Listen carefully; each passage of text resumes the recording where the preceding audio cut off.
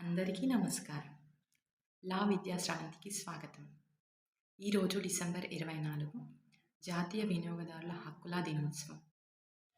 ప్రతి వినియోగదారుడు తెలుసుకోవాల్సిన విషయాల గురించి ఈ వీడియోలో వినియోగదారుల హక్కులేంటి, ఎలా వాడాలి, ఎక్కడ ఫిర్యాదు చేయాలి అని సింపుల్గా చెప్తాను.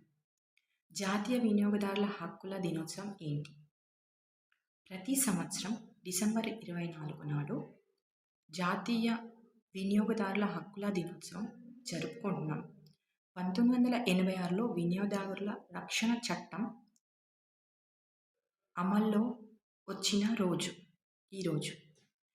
ఈ యాక్ట్ యొక్క ముఖ్య ఉద్దేశం ఏంటంటే వినియోగదారుల రక్షణ కల్పించడం, నాణ్యమైన ఉత్పత్తులను అందించడం, కంపెనీల జవాబుదారీతనాన్ని పెంచడం. ఇవి ఈ కన్జ్యూమర్ ప్రొటెక్షన్ యాక్ట్ 1986 యొక్క ముఖ్య ఉద్దేశం. ఈరోజు ఎందుకు ముఖ్యం? ఈ రోజు ద్వారా మనం వినియోగదారులకి రక్షణ ఎలా కల్పించబడుతుంది మరియు అన్యాయమైన వాణిజ్య పద్ధతులు, అధిక ధర, మోసపూరితమైన వస్తువులని అమ్మడం, దీని గురించి అవగాహన పెంచుతుంది. వినియోగదారుల వాయిస్ ఎలా రేస్ చేయాలి అండ్ ఎక్కడ ఏ సిస్టమ్ ముందు ఈ కన్జ్యూమర్ కంప్లైంట్స్ని ఇవ్వవచ్చును ఈరోజు మనం ముఖ్యంగా తెలుసుకోగలం. మనకి కన్జ్యూమర్ ప్రొటెక్షన్ యాక్ట్ ద్వారా 6 రకాల హక్కులు ఉన్నాయి. మొదటగా భద్రతా హక్కు. ఈ భద్రతా హక్కు ద్వారా మనం కొనే ప్రతి వస్తువు యొక్క సేవలు సురక్షితంగా ఉన్నాయా లేదా, ఆ ప్రోడక్ట్ని వాడితే ఏమైనా నష్టం జరుగుతుందా అని మనం తెలుసుకోవచ్చు. రెండవది సమాచారం పొందే హక్కు.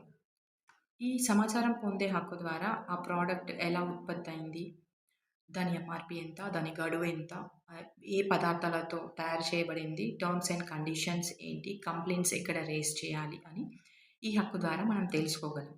మూడవది ఎంచుకునే హక్కు. వినియోగదారుడికి ఎలాంటి వస్తువు కొనాలి, రకరకాల వస్తువుల్లో ఏ వస్తువు కొనుక్కునే హక్కు ఉంటుంది. వాణిజ్యకారుడు వినియోగదారుని ఒత్తిడి చేసి పలానా వస్తువునే కొనుక్కోమని ఒత్తిడి చేయకూడదు. ఈ హక్కు ద్వారా వినియోగదారుడికి పూర్తి స్వేచ్ఛ కల్పించబడింది తను ఏ వస్తువు తీసుకోవాలి. నాలుగవది ఏంటంటే వినే హక్కు. మీ ఫిర్యాదుని అధికారులు కంపల్సరీగా వినాలి. వినియోగదారుడు ఎప్పుడైనా ఏ ప్రోడక్ట్ గురించి ఎలా కంప్లైంట్ ఇవ్వదలుచుకుంటే సంబంధిత అధికారి కంప్లైంట్ని కంపల్సరీగా వినాలి. ఐదవది పరిహారం కోరుకునే హక్కు. మనకి కనుక లోపభూయిష్టమైన ఉత్పత్తులు, సేవ వల్ల నష్టం జరిగితే పరిహారం కంపల్సరీగా పొందవచ్చును. ఆరవది వినియోగదారుల విద్యా హక్కు. ఈ విద్యా హక్కు ద్వారా ప్రతి వినియోగదారుడికి consumer education is a consumers right. ఎందుకోసం అనంటే ఈ హక్కు ద్వారా కన్జ్యూమర్ రైట్స్ అంటే ఏంటి, కన్జ్యూమర్ రైట్స్ వయలేట్ అయితే ఎక్కడ వెళ్ళాలి, కంప్లైంట్స్ ఎక్కడ ఫైల్ చేయాలి, ఏ జ్యూరిడిక్షన్లో ఏ కంప్లైంట్స్ ఫైల్ చేసుకోవచ్చో మనకి ఈ విద్యా హక్కు ద్వారా తెలుస్తుంది. హక్కుల గురించి తెలుసుకున్నాం. మరి ఎక్కడ ఫిర్యాదు ఇవ్వాలి, ఇది చాలా ముఖ్యం కదా. హక్కులు ఉన్నాయి, హక్కులు కనుక భంగం కలిగితే ఎక్కడ ఫిర్యాదు చేయాలనేది చాలా ముఖ్యమైన విషయం. మనకి కన్జ్యూమర్ ప్రొటెక్షన్ యాక్ట్ 1986 దాన్ని సవరించిన చట్టం కన్జ్యూమర్ ప్రొటెక్షన్ యాక్ట్ 2019 ప్రకారం మనకి 3 అంచెల విధానం ఉంది. మొదటిది జిల్లా స్థాయి. ఈ జిల్లా స్థాయిలో కనుక మనం ఫిర్యాదు చేసుకోదలిస్తే వినియోగదారుడు జిల్లా స్థాయిలో గనక ఫిర్యాదు చేయదలిస్తే తన యొక్క పరిహారము 50 లక్షలకి మించకుండా ఉండాలి, బిలో 50 lakhs. మనం కనుక రాష్ట్ర స్థాయిలో వినియోగదారుడు కనుక రాష్ట్ర స్థాయిలో ఫిర్యాదు ఇవ్వదలిస్తే తన పరిహారము 50 లక్షల పైనుంచి 2 కోట్ల వరకు ఉండవచ్చు. జాతీయ స్థాయిలో కనుక పరిహారం కోరదలిస్తే జాతీయ స్థాయిలో జాతీయ కమిషన్ ఉంటుంది, నేషనల్ కమిషన్. దీంట్లో 2 కోట్ల పై చిలుకు ఉన్న పరిహార విలువలని ఇక్కడ మనం ఫిర్యాదు ఇవ్వవచ్చును. మనకి 2019 యాక్ట్ ద్వారా ఇప్పుడు మనం ఈ పోర్టల్ ద్వారా కూడా కేస్ ఫైల్ చేయవచ్చును.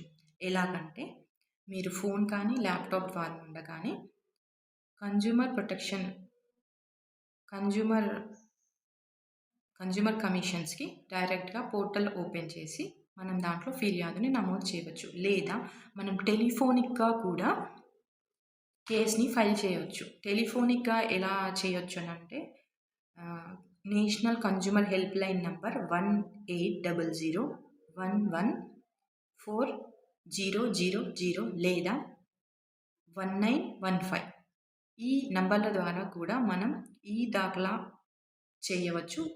అంటే మనం ఆన్లైన్లో కూడా కేసు ఫైల్ చేయవచ్చు. హెల్ప్ లైన్ నంబర్ ద్వారా కూడా మనం కేసు ఫైల్ చేయవచ్చును. ఈ కేసు ఫైల్ చేయడానికి ఈ కన్జ్యూమర్ కమిషన్లో మనం కంప్లైంట్స్ ఫైల్ చేయడానికి అడ్వకేట్ అవసరం లేదు. వినియోగదారుడు స్వతహాగా కేసు ఫైల్ చేయవచ్చును. వినియోగదారుడు కానీ వినియోగదారుల లీగల్ హెయిర్స్ కానీ ఈ సంబంధిత ఫిర్యాదుని మనం జిల్లా లేదా రాష్ట్ర లేదా జాతీయ కమిషన్లలో మనం ఫిర్యాదు చేయవచ్చు. మనకు సాధారణంగా వినియోగదారులు ఈ రోజులలో ఎదుర్కొనే సమస్యలేంటి? ఈ ఎదుర్కొనే సమస్యలలో సాధారణంగా మనకి ఎక్కువగా కనిపించేవి అధిక ఛార్జీలు, లోపభూయిష్టమైన వస్తువులు, డిఫెక్టివ్ గూడ్స్, డెలివరీ సమస్యలు. మనం ఆన్లైన్లో అన్ని ప్రోడక్ట్స్ కొనుక్కుంటున్నాం కదా, వాటిలో డెలివరీ సమస్యలు. మనం ఒక ప్రోడక్ట్ ఆర్డర్ చేస్తే ఇంకో ప్రోడక్ట్ రావడం. అండ్ హిడెన్ ఛార్జెస్, మనకి ప్రోడక్ట్ చెప్పేటప్పుడు ఒకలాంటి ఛార్జెస్, మళ్ళీ మనం కొనుక్కోవాలనుకున్నప్పుడు ఒకలాంటి ఛార్జెస్. అండ్ ఆన్లైన్ మోసాలు. ఇవి ప్రధానంగా మనం ప్రధానంగా ఇలాంటి సమస్యలని వినియోగదారులు ఎదుర్కొంటున్నాడు. మరి వీటన్నింటికి ఎదుర్కోవడానికి కన్జ్యూమర్ ఎలా బాధ్యతగా ఉండాలి? కన్జ్యూమర్ బాధ్యతగా ఉన్నప్పుడు ఇలాంటివన్నీ కూడా మనం ఓవర్కమ్ చేయవచ్చు. మనం తెలుసుకుందాం బాధ్యత గల వినియోగదారుడు ఎలా ఉండాలి. బాధ్యత గల వినియోగదారుడు కంపల్సరీ ఏదైనా ప్రోడక్ట్ కొన్నప్పుడు తను ఖచ్చితంగా కూడా రసీదును ఉంచుకోవాలి. ఎంఆర్పి ఎంత ఉంది, ఎక్స్పైరీ డేట్ ఎలా ఉంది, ఏమైనా తప్పుడు ప్రకటనలు ఇచ్చారా, మనం జెన్యూన్ ప్రోడక్ట్ని కొనుక్కుంటున్నామా లేదా, ఒకవేళ మనం ఆన్లైన్లో కొనుక్కున్నట్టయితే కనుక ఒకసారి రివ్యూ చూసి రివ్యూస్ని బట్టి కూడా మనం మంచి ప్రోడక్ట్స్ని ఎంచుకోవచ్చు. చివరిగా ఈ జాతీయ వినియోగదారుల హక్కుల దినోత్సవం సందర్భంగా మన అధికారాలేంటి, మన హక్కులేంటి, ఎక్కడ మనం ఫిర్యాదు చేయాలి, తప్పు జరిగితే వాయిస్ ఎలా రేజ్ చేయాలి, దానికి కావలసిన సంబంధిత డాక్యుమెంట్స్ ఏంటి అని ఈ వీడియో ద్వారా తెలుసుకున్నాము. మీ అందరికీ ఈ సమాచారం ఉపయోగపడదని ఆశిస్తూ వీడియోని లైక్ చేయండి, షేర్ చేయండి, సబ్స్క్రైబ్ చేయండి. మళ్ళీ ఒక ఉపయోగకరమైన లీగల్ వీడియోతో మళ్ళీ కలుద్దాం. Thank you.